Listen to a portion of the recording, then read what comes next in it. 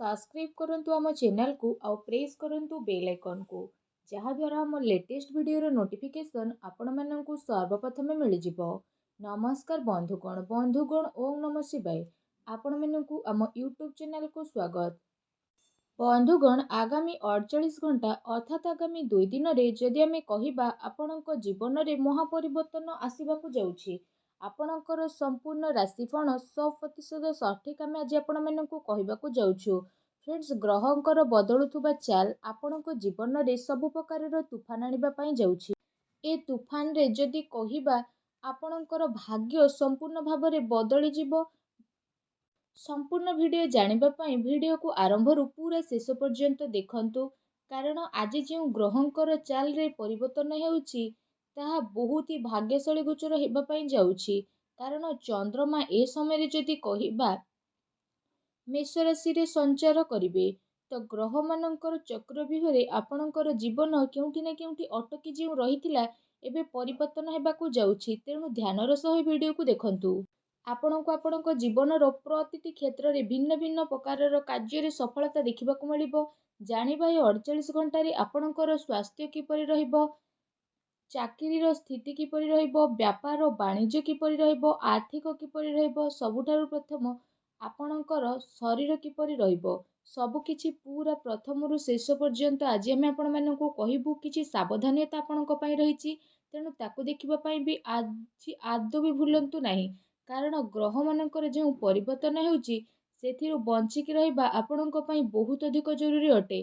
तेणु वीडियो को ध्यानर सह शुणंतु। आगामी 48 घंटा आपण समस्तक पई बहुत ही खास हेबाकू जाउछि। तेणु सबुठारु प्रथमे वीडियो को लाइक करंतु और तले थिबा कमेंट बॉक्स रे सच्चा श्रद्धा भाव रे ओम नमः शिवाय बोली अवश्य लिखि दियंतु। तेबे भोलेनाथंकर कृपा आपणकू मिल जिवो। आ भोलेनाथ आपणक जीवन रे आगकू आसुथुबा सब कष्ट आ असुविधा को दूर मध्य करि पारिबे। तेणु निहाती भाବରେ तो लिखंतु। आम जीवन रे दुईटी स्थिति थाए, सुख एवं दुख, किंतु भगवानक आशीर्वाद रु आज किए दुखी अछि तो काली किए सुखी रहिबो। तो एमिति रे आपणकू केबे दुख करिबार नाही। जदि आज आपणक पाखरे किछि नाही, एमिति भाबंतु कि काली आपणक पाखरे सब किछि रहिबो। ए आशा रे आपण निजर कर्म करि चालंतु। देखिबे जीवनर कौनसी क्षेत्र रे भी आपण पछरे रहिबे नाही।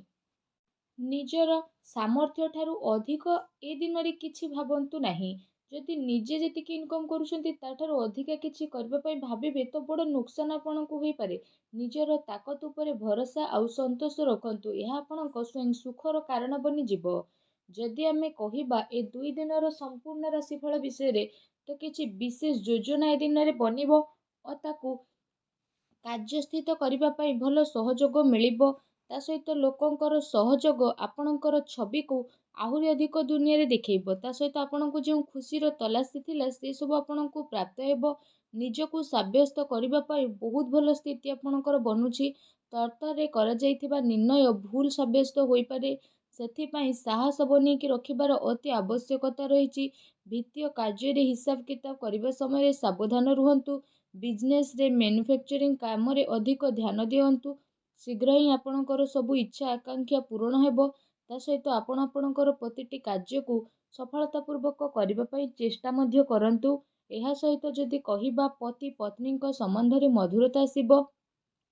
बाहर लोकों को निज घर क्षेत्र में हस्तक्षेप करने को दिंतुनि।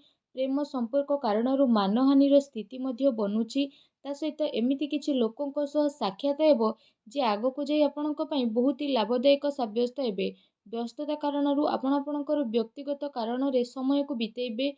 विद्यार्थी को स्कूल बा कॉलेज रे गतिविधि रे योगदान देबार मौका प्राप्त हेबो। ता सहित आपण जो कार्य रे बिजनेस करुथिले सेथिरे आपनको टिके लाभ आज प्राप्त हेबो। ता सहित जदि कहिबा तरतर होई किछि काम करंतुनी, नहले महत्वपूर्ण कार्य आपणको हातरू बाहरी मध्य जाई पारे। एहा सहित जदि कहिबा आय क्षेत्र रे जहां लाभ हासिल करबाकू चाहुथिले ताकू पाइबा पई पूरा सिद्धतर सहित आपण परिश्रम मध्य करिवे और सफलता मध्य आपण प्राप्त करिवे। कोनोसी परिवर्तन फैसला आपण तरतर होई नियंतु नाही। वरिष्ठ लोकंकर आशीर्वाद मिलिबो। पारिवारिक संबंध आपणकर मधुर रहिबो। जदि हमें प्रेम संबंध विषय कहबा तो प्रेम संबंध रे घनिष्ठता आसीबो। चिंताजनक स्थिति रू आपण दूरेकी रहिबे। ମୁଣ୍ଡବିନ୍ଧା ସର୍ଭାଇକାଲ କିଛି ପ୍ରୋବ୍ଲେମ୍ ମଧ୍ୟ ଆପଣଙ୍କୁ ଫେସ୍ ହେବାକୁ ପଡ଼ିପାରେ। ଦିନର ଆରମ୍ଭରୁ ନିଜର ଖାସ୍ କାର୍ଯ୍ୟକୁ ଆରମ୍ଭ କରିବା ପାଇଁ ଆପଣ ଚେଷ୍ଟା କରନ୍ତୁ। ଏ ସମୟରେ ପରିବାର ସହ ଜଡ଼ିତ କୌଣସି ମହତ୍ତ୍ୱପୂର୍ଣ୍ଣ ଫଇସଲା ବା ଡିସିସନ୍ ନେବାକୁ ପଡ଼ିପାରେ, ଯାହା ଆପଣଙ୍କ ପାଇଁ ସକାରାତ୍ମକ ହେବ। କୌଣସି ଖାସ୍ ସମ୍ପର୍କ ଦ୍ୱାରା ଆପଣଙ୍କୁ ମନପସନ୍ଦର ଜିନିଷ ପ୍ରାପ୍ତ ହେବ। ଅଧିକରୁ ଅଧିକ ଜିମ୍ମେଦାରୀ ଆପଣ ନିଜ ଉପରେ ନିଅନ୍ତୁ ନାହିଁ। କୌଣସି ସୂଚନା ମିଳିବା କାରଣରୁ ଘରେ ଉଦାସୀର ମାହୋଲ ରହିବ। ମନୋବଳ ମଜବୁତ ରଖିବାର ବହୁତ ଜରୁରୀ ରହିଛି। କୌଣସି ପଲିସିରେ ନିବେଶ କରିବାରେ ସମୟ ଆପଣଙ୍କର ଅନୁକୂଳ ରହିବ।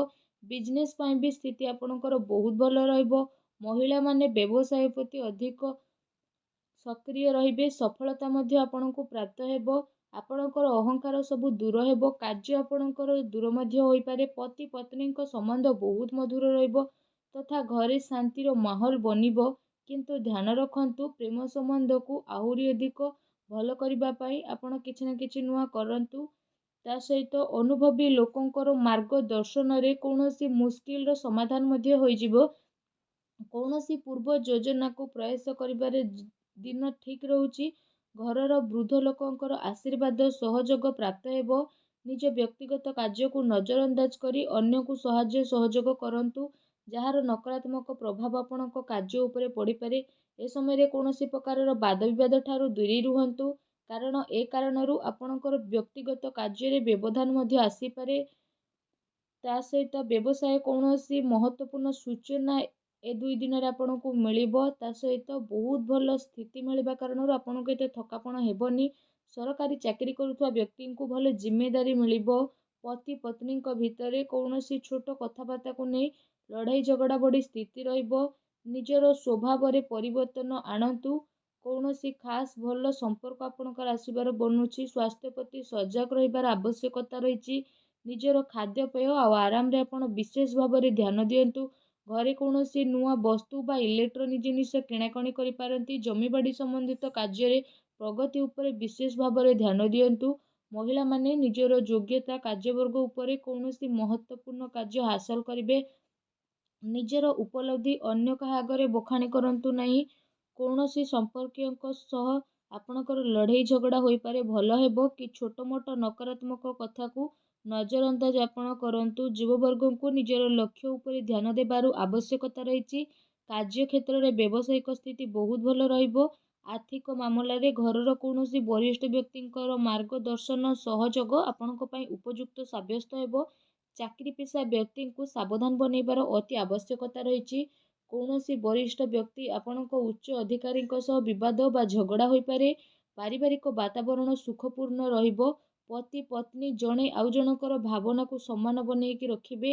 ପ୍ରେମ ଆଉ ରୋମାନ୍ସରେ ସମ୍ପର୍କ ଘନିଷ୍ଠ ହେବ। ଅନିୟମିତ ଖାଦ୍ୟପେୟ କାରଣରୁ ଲିଭର ସମ୍ବନ୍ଧିତ ସମସ୍ୟା ଆପଣଙ୍କର ଉତ୍ପନ୍ନ ହୋଇପାରେ। ଆପଣ ଘର ସମ୍ବନ୍ଧିତ ନିଜର ଜିମ୍ମେଦାରୀକୁ ବହୁତ ସମଝତାର ସହ ନିଭେଇବେ। ତା ସହିତ ମିଡ଼ିଆ ତଥା ବା ସମ୍ପର୍କ ସୂତ୍ର ଦ୍ୱାରା ଏମିତି କିଛି ଜାନକାରୀ ଆପଣଙ୍କୁ ପ୍ରାପ୍ତ ହେବ, ଯେଉଁ କାରଣ ପାଇଁ ଆପଣଙ୍କର କାର୍ଯ୍ୟ ଆସାନ ହେବ। ମହିଳାମାନେ ନିଜର ଘରୋଇ ତଥା ବ୍ୟବସାୟିକ କାର୍ଯ୍ୟକୁ ସହଜ ସରଳରେ ପୂରା ମଧ୍ୟ କରିବେ।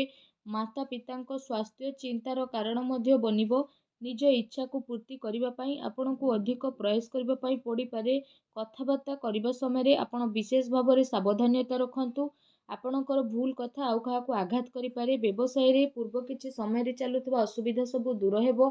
କେବଳ ଧୈର୍ଯ୍ୟ ଆଉ ପରିଶ୍ରମର ଆବଶ୍ୟକତା ରହିଛି। ଆପଣଙ୍କର କାମ କରିବାର କିଛି ନୂଆ ଟେକ୍ନିକରେ ଆପଣଙ୍କୁ ସଫଳତା ପ୍ରାପ୍ତ ହେବ। କୌଣସି ମହତ୍ତ୍ୱପୂର୍ଣ୍ଣ ମିଟିଂରେ ଆପଣଙ୍କୁ ଆମନ୍ତ୍ରିତ କରାଯାଇପାରେ। ଫ୍ରେଣ୍ଡସଙ୍କ ସହ ପାରିବାରିକ ଗେଟ୍ ଟୁଗେଦର କିମ୍ବା ମନୋରଞ୍ଜନ ସମ୍ବନ୍ଧିତ ସ୍ଥିତିରେ ବହୁତ ଭଲ ଦିନ ଆପଣଙ୍କର ବ୍ୟତୀତ ହେବ। ମାନସିକ ଶାରୀରିକ ଖୁସି ଆପଣଙ୍କୁ ପ୍ରାପ୍ତ ହେବ। ସନ୍ତାନଙ୍କ କ୍ୟାରିୟର ସମ୍ବନ୍ଧିତ କୌଣସି ଶୁଭ ସମାଚାର ମଧ୍ୟ ମିଳିବା କାରଣରୁ ଘରେ ଉତ୍ସାହ ଭରା ବାତାବରଣ ମଧ୍ୟ ବନି ରହିବ। ନକାରାତ୍ମକ ପ୍ରବୃତ୍ତିର ଲୋକଙ୍କ ଠାରୁ ନିଶ୍ଚିତ ଭାବରେ ଦୂରତା ବନେଇକି ରଖନ୍ତୁ। ଅନ୍ୟଥା ସୋସାଇଟିରେ ଆପଣଙ୍କର ଛବି ନକାରାତ୍ମକ ବନିପାରେ।